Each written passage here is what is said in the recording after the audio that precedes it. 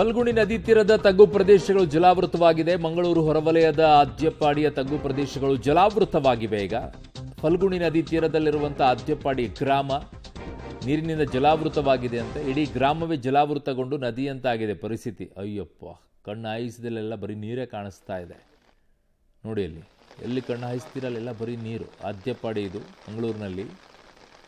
ದಕ್ಷಿಣ ಕನ್ನಡ ಭಾಗದಲ್ಲಿ red alert ಇತ್ತು, ಹೆಚ್ಚಿನ ರೀತಿಯಲ್ಲಿ ಮಳೆ ಆಗುತ್ತೆ ಅಂಥೇಳಿ.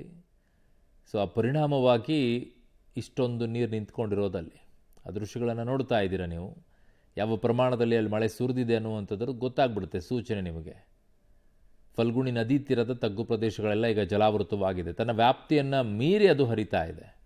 ಜಿಲ್ಲಾದ್ಯಂತ ಮಳೆಯ ಆರ್ಭಟ ಹೆಚ್ಚಾಗಿದೆ. ಅದರ ಜೊತೆಗೆ ಪಶ್ಚಿಮ ಘಟ್ಟದಲ್ಲೂ ನಿರಂತರವಾಗಿ ಮಳೆ ಸುರಿತಾ ಇದೆ. ಹೀಗಾಗಿ ಎಲ್ಲ ನದಿಗಳು ತುಂಬಿ ಹರಿತಾ ಇದೆ. ಪ್ರಮುಖವಾಗಿರುವಂಥ ನೇತ್ರಾವತಿ, ಫಲ್ಗುಣಿ, ನಂದಿನಿ, ಶಾಂಭವಿ ಈ ರೀತಿಯಾಗಿ ಎಲ್ಲ ನದಿಗಳು ತುಂಬಿ ಹರಿತಾ ಇದೆ. ಅದರಲ್ಲೂ ಫಲ್ಗುಣಿ ನದಿಯ ತಳದಲ್ಲಿರುವಂಥ ಕೆಲವೊಂದು ಭಾಗಗಳಿಗೆ, ತಗ್ಗು ಪ್ರದೇಶಗಳಿಗೆ ಈಗ ನೀರು ನುಗ್ಗಿದೆ. ನಾವು ಗಮನಿಸ್ಬೋದು, ನಾವಿರುವಂಥದ್ದು ಮಂಗಳೂರಿನ ಹೊರವಲಯದ ಏರ್ಪೋರ್ಟ್ ಸಮೀಪದಲ್ಲಿರುವಂಥ ಅದ್ಯಪ್ಪಾಡಿ ಅನ್ನುವಂಥ ಒಂದು ಪ್ರದೇಶದಲ್ಲಿ. ಈ ಪ್ರದೇಶದಲ್ಲಿ ಫಲ್ಗುಣಿ ನದಿ ತುಂಬಿ ಹರಿದಿದೆ. ಹೀಗಾಗಿ ಇಲ್ಲಿರುವಂಥ ಗದ್ದೆಗಳಾಗಿರ್ಬೋದು, ತೋಟಗಳಾಗಿರ್ಬೋದು, ಎಲ್ಲ ಕಡೆಗಳಿಗೂ ನೀರು ಸಂಪೂರ್ಣವಾಗಿ ನುಗ್ಗಿ ಬಂದಿದೆ. ಹೀಗಾಗಿ ಈ ಭಾಗದಲ್ಲಿರುವಂಥ ಎಲ್ಲ ತಗ್ಗು ಪ್ರದೇಶಗಳು ಈಗ ಜಲಾವೃತವಾಗಿದೆ.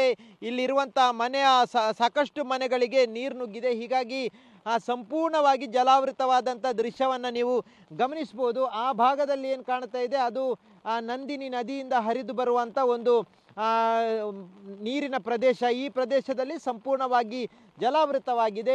ನೀರಿನ ರಭಸವನ್ನು ನೀವು ಗಮನಿಸ್ಬೋದು. ನಾನು ಇಲ್ಲಿರುವಂಥ ಏನು ಸ್ಥಳ ಇದೆ, ಇದು ಪ್ರಮುಖವಾದಂಥ ರಸ್ತೆ. ಈ ಭಾಗದ ಜನರಿಗೆ ಓಡಾಡಲಿಕ್ಕೆ ಇರುವಂಥ ರಸ್ತೆ. ಈ ರಸ್ತೆ ಸಂಪೂರ್ಣವಾಗಿ ಇಷ್ಟೊಂದು ಜಲಾವೃತವಾಗಿದೆ. ಅದರ ಸುತ್ತಲೂ ಇರುವಂಥ ಭಾಗ ಏನಿದೆ, ಅಲ್ಲಿ ರಭಸದಿಂದ ನೀರು ಹರಿದು ಹೋಗ್ತಾ ಇದೆ. ಇದು ಸಮುದ್ರ ಸೇರಲಿಕ್ಕೆ ಫಲ್ಗುಣಿ ನದಿ ಹರಿಯುವಂಥ ಈ ಪ್ರದೇಶ. ಇಲ್ಲಿರುವಂಥ ಈ ಭಾಗದಲ್ಲಿರುವಂಥ ನೀವು ದೃಶ್ಯವನ್ನು ಗಮನಿಸಿದರೆ ಇದು ದೊಡ್ಡ ನದಿಯ ರೀತಿ ಕಾಣ್ತದೆ. ಆದರೆ ಇದು ಖಂಡಿತವಾಗಿ ನದಿ ಅಲ್ಲ. ಇದು ಸಂಪೂರ್ಣವಾಗಿ ಇಲ್ಲಿರುವಂಥ ತೋಟ ಮತ್ತು ಗದ್ದೆ ಸಂಪೂರ್ಣವಾಗಿ ಜಲಾವೃತವಾಗಿದೆ. ಇಲ್ಲಿರುವಂಥ ವಿದ್ಯುತ್ ಕಂಬ ಏನು ಅಲ್ಲಿ ಹಾದು ಹೋಗಿದೆ, ಅದನ್ನು ನೀವು ಗಮನಿಸ್ಬೋದು.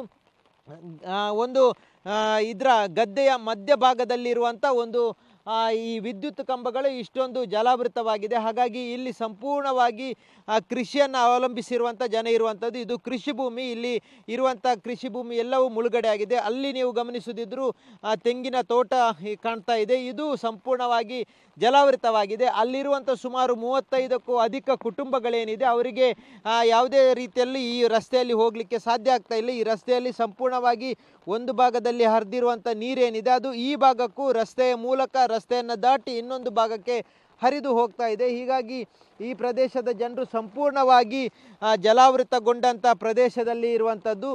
ಕಳೆದ 2 ದಿನಗಳಿಂದ ನಿರಂತರ ಮಳೆ ಸುರಿತಾ ಇದೆ. ಇದರ ಜೊತೆಗೆ ಪಶ್ಚಿಮ ಘಟ್ಟದಲ್ಲೂ ನಿರಂತರ ಮಳೆ ಆಗ್ತಾ ಇರುವಂಥ ಹಿನ್ನೆಲೆಯಲ್ಲಿ ಈಗ ಸಂಪೂರ್ಣವಾಗಿ ಈ ಭಾಗದಲ್ಲಿ ಫಲ್ಗುಣಿ ನದಿ ತೀರದಲ್ಲಿರುವಂಥ ತಗ್ಗು ಪ್ರದೇಶಗಳಿಗೆಲ್ಲ ನೀರು ನುಗ್ಗಿದೆ. ಹೀಗಾಗಿ ಕೇವಲ ಅದ್ಯಪ್ಪಾಡಿ ಮಾತ್ರ ಅಲ್ಲ, ಮೇಲ್ಭಾಗದಲ್ಲಿರುವಂಥ ಗುರುಪುರ ಆಗಿರ್ಬೋದು, ಈ ಪ್ರದೇಶದಲ್ಲೂ ಸಾಕಷ್ಟು ಈ ರೀತಿಯಾದಂಥ ತಗ್ಗು ಪ್ರದೇಶಗಳಿಗೆ ನೀರು ನುಗ್ಗಿದೆ. ಮತ್ತಷ್ಟು ಮಳೆ ಆದರೆ ಮತ್ತಷ್ಟು ಈ ಭಾಗದಲ್ಲಿ ಆತಂಕ ಎದುರಾಗಲಿದೆ.